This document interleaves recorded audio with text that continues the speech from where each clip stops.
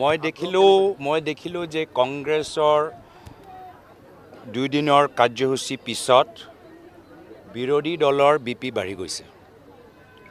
সেইকাৰণে আজি বাওখুংৰিত আমি সভা কৰোঁতে লগে লগে বিৰোধী দলবোৰ ওচৰ পাখে আজি তেওঁলোকে সভা কৰিবলৈ বাধ্য হৈ গৈছে।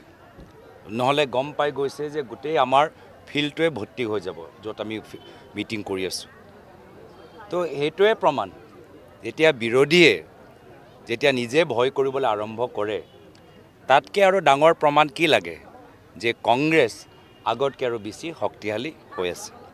তথাপিও বহুত আৰু কৰিবলগীয়া আছে। এইবাৰ মোৰ কোকৰাঝাৰৰ অন্তিম ভ্ৰমণ নহ'ব, কোকৰাঝাৰলৈ আকৌ মই ভৱিষ্যত আহিম।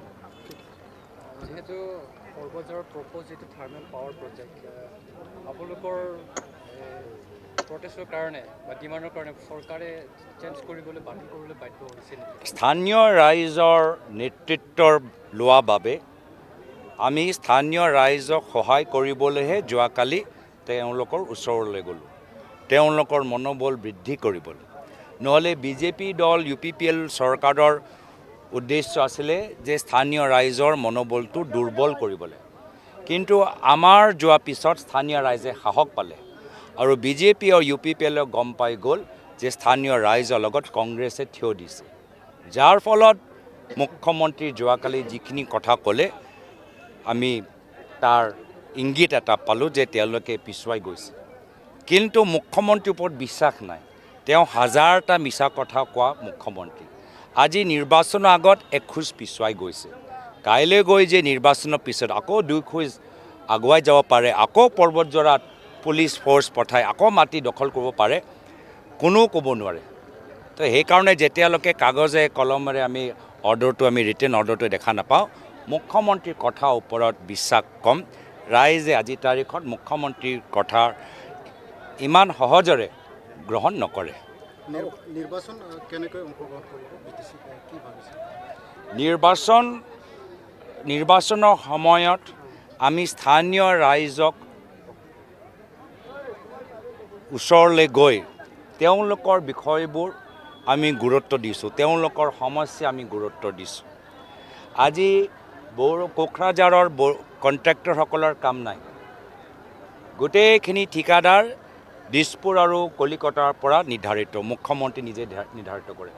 থলুৱা কণ্ট্ৰেক্টৰসকলৰ কাম নাই। আজি চিকিৎসাৰ কাম নাই। আজি মানুহবোৰ কোচবিহাৰলৈ যাবলৈ আৰম্ভ কৰিছে। লেকে যি বিভাগৰ দায়িত্ব বহুত বছৰ মুখ্যমন্ত্ৰী নিজে আছিল, স্বাস্থ্য বিভাগ, আজি সেইটো একদম কোকৰাঝাৰত ব্যৰ্থ হৈ গৈছে। এইখিনি কথা আমি ৰাইজক মনত পেলাইছোঁ যে কিদৰে বিজেপিয়ে বিশ্বাসঘাতক কৰিছে। আদিবাসী কাউন্সিল, কমতাপুৰ কাউন্সিল কি হ'ল? ভূমি পট্টা দিয়াতকৈ বিজেপিয়ে দুখীয়া মানুহৰ পৰা ভূমি লৈছেহে। কেতিয়াবা মামীয়ে লৈছে, কেতিয়াবা মামাই লৈছে, কেতিয়াবা আদানীয়ে লৈছে, কেতিয়াবা আম্বানীয়ে লৈছে। আমাৰ কংগ্ৰেছ চৰকাৰ দিনত আমি ৰাজনৈতিকভাৱে ত্যাগ কৰিলোঁ। চেণ্ট্ৰেলত আমাৰ চৰকাৰ আছিল, ষ্টেটত আমাৰ চৰকাৰ আছিল, কিন্তু আমি ছেক্ৰিফাইচ কৰিলোঁ কংগ্ৰেছ। আৰু স্থানীয় বড়ো নেতৃত্বক আমি সন্মান দিলোঁ, সুবিধা দিলোঁ। স্থানীয় বড়োৰ যে জাতিক আমি আৰু শ্ৰদ্ধা কৰিলোঁ, এয়া হ'ল কংগ্ৰেছ। কিন্তু আজি হিমন্ত বিশ্ব শৰ্মা ডাঙৰীয়া স্থানীয় বড়োৰ নেতৃত্বক সমাজক সন্মান নকৰে, ৰিম'ট কণ্ট্ৰল যোগেদি চলাবলৈ বিচাৰে।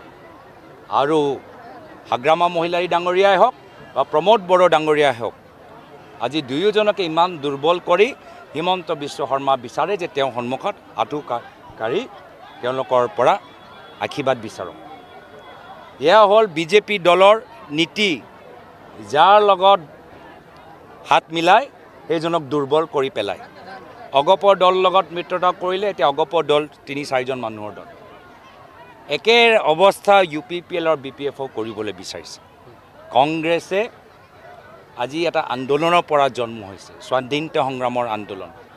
তো যি দল যি অঞ্চলত নিজৰ জাতি লৈ আন্দোলন হৈছে সেই স্থানীয় মানুহৰ নিজৰ জাতিৰ প্ৰতি আৱেগ নিজৰ মাটিৰ প্ৰতি আৱেগ আমি বুজি পাওঁ আমি সন্মান কৰোঁ তো কংগ্ৰেছে সদায় কাৰ্বি হওক বড়ো হওক ৰাভা হওক মিচিং হওক দেউৰী হওক সোণোৱাল কছাৰী হওক আমি সন্মান কৰোঁ আৰু বিজেপি তেওঁলোকে মাত্ৰ ওৱান নেশ্যন ওৱান পাৰ্টি এই চিন্তাধাৰাত প্ৰত্যেক আঞ্চলিক দলটোক খতম কৰিবলৈ বিচাৰে আজিৰ তাৰিখত প্ৰত্যেক চিটত আমাৰ প্ৰাৰ্থী তালিকা তৈয়াৰ আছে তথাপিও আমি অবজাৰ্ভাৰ পঠাই প্ৰত্যেক অঞ্চলত আমাৰ দলৰ সাংগঠনিক স্থিতি আৰু স্থানীয় ৰাইজৰ মূল সমস্যা জনাৰ পিছতহে আমি সিদ্ধান্ত আমি ল'ম আপোনাক অখিল গগৈয়ে ইনমিচিউৰ পলিটিচিয়ান বুলি কৈছে ইনমিচিউৰ পলিটিচিয়ান বুলি কৈছে ইমিচিয়ৰ পলিটিচিয়ানৰ ইমিচিয়ৰ পাৰ্টিৰ লগত মিত্ৰতা কিয় কৰিবলৈ বিচাৰে তেতিয়া মিত্ৰতা কিয় কৰিবলৈ বিচাৰে আমি সহজ সৰল চিম্পল যদি আমাৰ সহজ সৰলতা কাৰোবাৰ বাবে ইমিচিয়ৰ তো তেওঁলোকৰ মংগল হওক আমি সহজ সৰল আমি মানুহৰ মাজত থাকিবলৈ বিচাৰোঁ মইতো সদায় মই যোৱাকালি কৈছোঁ তেওঁ কোনদিনা কি কয় মই ক'ব নোৱাৰোঁ ধৰিব নোৱাৰোঁ নিৰ্বাচনত আপোনালোকৰ দলৰ শক্তি প্ৰদৰ্শন মানে শক্তি পৰীক্ষা কৰাৰ কাৰণে নিৰ্বাচন কিনিব নে নিৰ্বাচনত জয়যুক্ত হ'বৰ কাৰণে আপোনালোকে চাওক এতিয়া মই কৈছোঁৱে আৰম্ভণিত যে আমাৰ দলৰ স্থিতি চাই তামোলপুৰ এতিয়া বাঘুংৰি আমাৰ দলৰ সভা খবৰ পাই এতিয়া বিৰোধী দলৰ বিপি বাঢ়ি গৈছে সেইকাৰণে আজি বিৰোধী দলে সভা আয়োজন কৰিবলৈ আৰম্ভ কৰিছে সেইটোৱে প্ৰমাণ বিৰোধী দলৰ মাজত যে এটা কম্পন সৃষ্টি হৈছে বিপি বাঢ়ি গৈছে সেইটোৱে প্ৰমাণ যে কংগ্ৰেছ দলৰ স্থিতি আগতকৈ আৰু বেছি সক্ৰিয় হয় গ'ল থেংক ইউ